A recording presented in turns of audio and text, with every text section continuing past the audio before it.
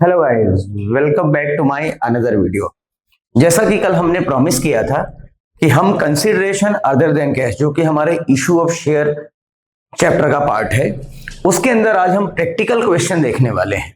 तो देखिए, मैंने एक क्वेश्चन लिया है और ये क्वेश्चन मैंने कहीं और से नहीं उठाया, एनसीईआरटी की बुक से उठाया। एनसीईआरटी की बुक के क्वेश्चन हम कर रहे हैं और अगर आप ये क्वेश्चन कर लेते हैं तो आपका कॉन्फिडेंस भी आ जाएगा और एग्जाम में आने वाले क्वेश्चन भी आप कर पाएंगे।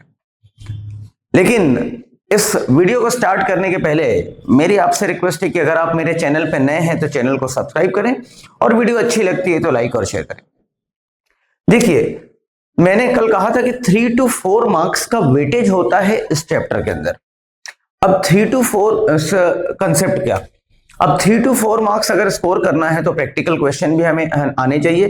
कल की वीडियो में मैंने सारे थ्योरी डिस्कस कर लिए थे कि प्रमोटर अगर इशू करता है तो क्या करना है, उसकी जनरल एंट्री क्या होगी, अगर अंडर राइटर को कंपनी शेयर इशू करती है तो क्या होगा, और वेंडर के केस में क्या होगा। और मैंने कल भी बताया था कि एग्जामिनर का जो फेवरेट एरिया है वो है वेंडर। वेंडर से जब कुछ एसेट खरीदते हैं और उसको पेमेंट देना होता है तो कैसे पेमेंट देना। आज एनसीईआरटी में भी जो क्वेश्चन है उसी पर बेस्ड है, देखते हैं हम। देखिए, Jindal and company purchase a machine from high Life Machine limited for ₹3,80,000। देखिए, ध्यान से देखिए, जिंदल एंड लिमिटेड ने एक मशीन परचेज किया है, एसेट परचेज किया है। हाई लाइफ मशीन लिमिटेड कौन है? वेंडर है।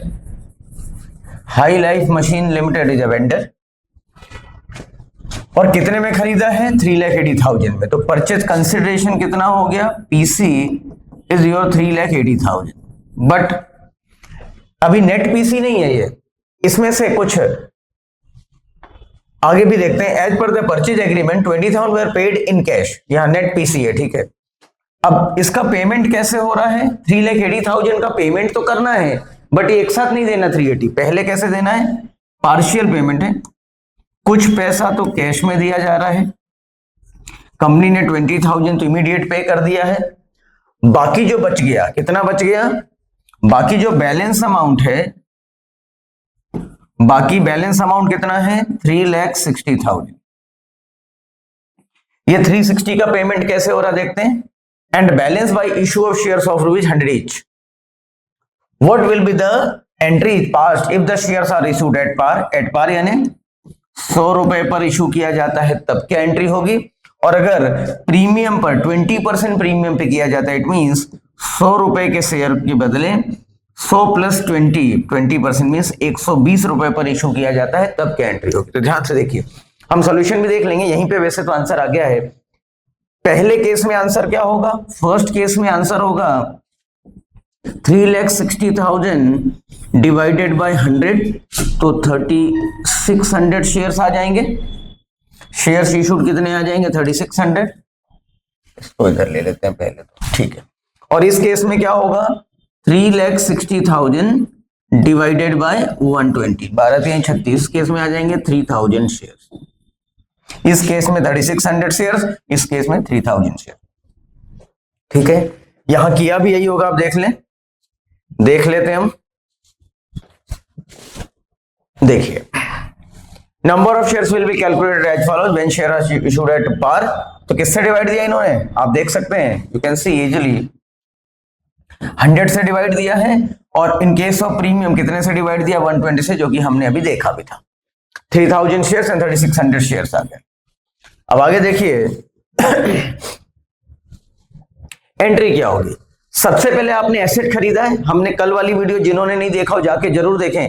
एसेट परचेज करने की एंट्री क्या होती है? एसेट अकाउंट डेबिट टू, अगर कैश में खरीदा है तो कैश, और अगर क्रेडिट में खरीदा है तो वेंडर। पार्टी का नाम लिख देते हैं, तो एक यहां लिखा है machinery account debit. Machinery account debit asset है टू बैंक। और पेमेंट कितना देना है? पेमेंट देना हाई लाइफ मशीन लिमिटेड। ये कौन है? High Life Machine limited is a vendor. तो 3,60,000 आपका क्या हो गया? पीसी है, परचेज कंसिडरेशन है, आपको पेमेंट करना है, ठीक है। वैसे तो पीसी अगर देखा जाए तो 3,80,000 है, बट 20,000 देने के बाद इसको पीसी 360 ना लिखे तो ज्यादा बेटर। पीसी तो 3,80,000 है। बैलेंस पीसी कितना हो गया? 3,60,000। अब आगे when shares are issued at par, तो एंट्री क्या हो जाएगी? अब वेंडर को पेमेंट करना हमने बताया था। High life limited, machine limited को डेबिट कर देंगे और शेयर कैपिटल में पेमेंट कर देंगे। हम चूंकि कैश में पेमेंट नहीं कर रहे हैं, इसीलिए तो इस कॉन्सेप्ट का नाम है कंसीडरेशन अदर देन कैश। कल हमने डिस्कस किया था, कल वाली वीडियो में।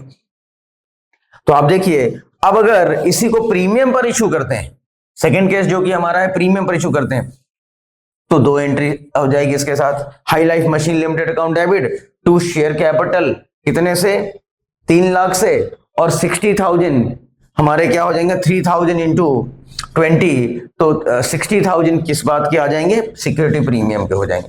बस इतना सा कॉन्सेप्ट है, ज्यादा कुछ है नहीं, आप देख सकते हैं, ठीक है ना। तो कल वाली वीडियो आपके लिए देखना बहुत बहुत ज्यादा जरूरी है, और कल वाली वीडियो के साथ आपको ये क्वेश्चन जरूर कर लेना है, एग्जामिनर का फेवरेट है। देखिए मैं आपको और दिखाता हूं इसके अलावा भी कुछ पूछा है क्या इन्होंने, देखो खत्म हो गया, टेस्ट जो अंडरस्टैंडिंग आ गया, ये एनसीईआरटी है, इसके अलावा कुछ भी नहीं पूछा इन्होंने कंसिडरेशन अदर देन कैश के अंदर। मैं आपको और दिखा देता हूं आपके कॉन्फिडेंस के लिए, आप देखिए कहीं कुछ भी नहीं है। चलिए ये क्वेश्चन, एक और क्वेश्चन है वो भी कर लेते हैं तसल्ली के लिए। आप ये क्वेश्चन है आपके सामने आ गया, ये क्वेश्चन भी कर लेते हैं। For example, Rahul limited purchase building from Handa limited for rupees 5,40,000. The payment is to be made by the issue of shares of 100 each. The number of shares to be issued shall be worked out. कुछ है नहीं इसके अंदर, फिर भी देख लेते हैं। 5,40,000 क्या है, पीसी है, परचेज कंसिडरेशन है।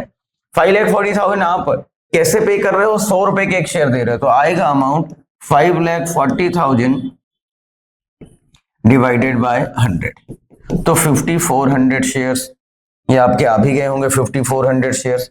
आगे के केस में कहते हैं, सेकंड केस में कहते हैं कि प्रीमियम पे पेमेंट करना भाई साहब, तो ठीक है, जितना प्रीमियम होगा प्लस करके डिवाइड कर देंगे।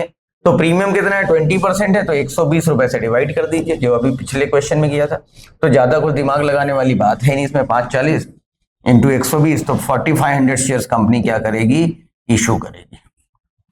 इतनी सी कहानी है, कुछ भी नहीं है कंसिडरेशन अदर देन कैश के अंदर। और ऐसा का ऐसा कॉन्सेप्ट फॉरवर्ड होता है debenture, issue of debenture chapter के अंदर।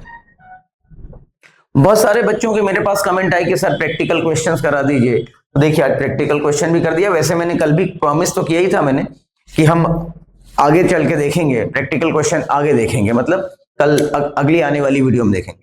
तो आज मैंने प्रैक्टिकल क्वेश्चन भी करवा दिया है।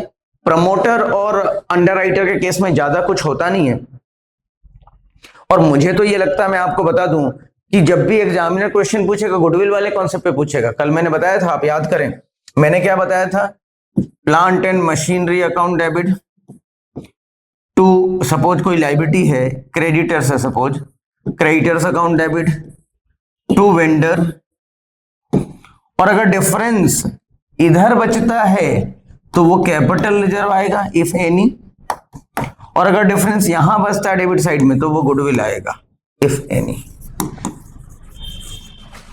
इतनी सी कहानी, ये आपको ध्यान रखना ही रखना है, ये ध्यान रख के चलो, हो गया काम खत्म। और इसी कॉन्सेप्ट पर बेस्ड क्वेश्चन आना चाहिए, ठीक है ना। आज की वीडियो के लिए इतना ही। वीडियो अच्छी लगती है तो चैनल को लाइक कीजिए भाई मेरे, और अगर आपको वीडियो में कॉन्फिडेंस आता है, क्वेश्चन आप कर पा रहे हैं, तो वीडियो को ज्यादा ज्यादा लोगों के अंदर, अपने फ्रेंड सर्कल के अंदर सब्सक्राइब कीजिए, सो दैट वो भी लोग उसके बेनिफिट ले पाए। और नोटिफिकेशन बेल को तो ऑन करके रखा ही होगा आपने। आज की वीडियो के लिए इतना ही। थैंक यू, जय हिंद, वंदे मातरम।